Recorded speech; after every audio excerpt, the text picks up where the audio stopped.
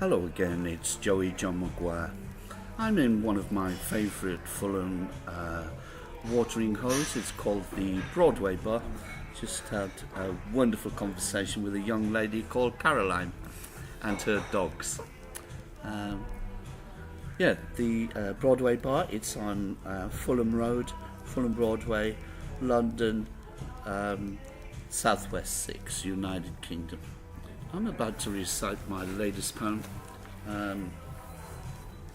It's called, which done in the early hours of this morning, and it's called The Russian Bear. I used to struggle to understand bullies, why they felt such pleasure from the havoc they created in the minds of all around them. Surely they must have known how horrible and deplorable their actions were, and I never could understand what it felt like knowing that every friend was only a friend due to the fear embedded in their minds.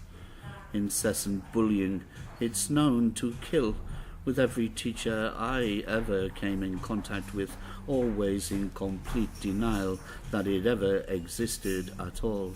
And my luck, an ignorant father who knew no better, convinced the only answer to threaten me in turn, and those long-remembered words, "Go out now and batter them now, or I will batter you." I was forced to learn the hard way, hitting the toughest and tallest first wasn't always a guarantee of success. True bullies come in bigger sizes, and true they are all cowards, but they are not stupid, surrounding themselves with packs of previously intimidated morons, all only too eager and willing to save themselves by coming down on me. That's how they took away the innocence that was my childhood, moving on to haunt my adolescence, then ruining my army career with the ruthless intent to leave me permanently traumatized, basically ruining my life for their own warped pleasure. Or was it jealousy? I'll never really know. I'm in my 60s now. You'd think I'd have escaped their hounding clutches a long time ago.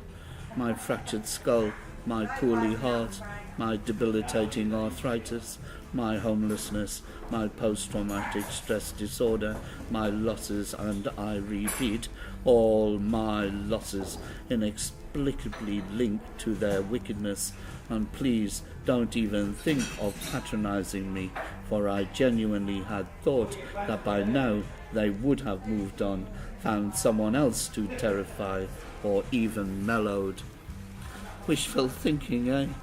With my retirement cocoon shaking as I speak, under threat from a billionaire Russian bear, a dishonest vagabond that sulks in the background like a sloth, a criminal who is well documented to have in the past stopped at nothing, a bully with an ego bigger than his stadium, with nothing better to do with his money and time other than to threaten the likes of me, vulnerable, weak and poor, with a catastrophic destruction in the form of chasing me from my home. Worse still, I've been putting up with his stench, saying not a word, without even so much as the offer of a free ticket to appease my sufferings, for the best part of a decade, and although I am his nearest neighbour, he knows nothing of my existence, what I look like, nor who I am, and finally, this egotistical moron doesn't even know my name. That poem was especially for Abramovich, who's about to,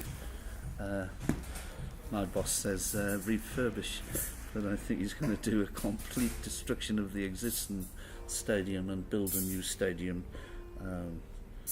for Chelsea Football Club, which is going to be a 3.5 year massive building project right next door to me, hence forcing me out of my home. So especially for him.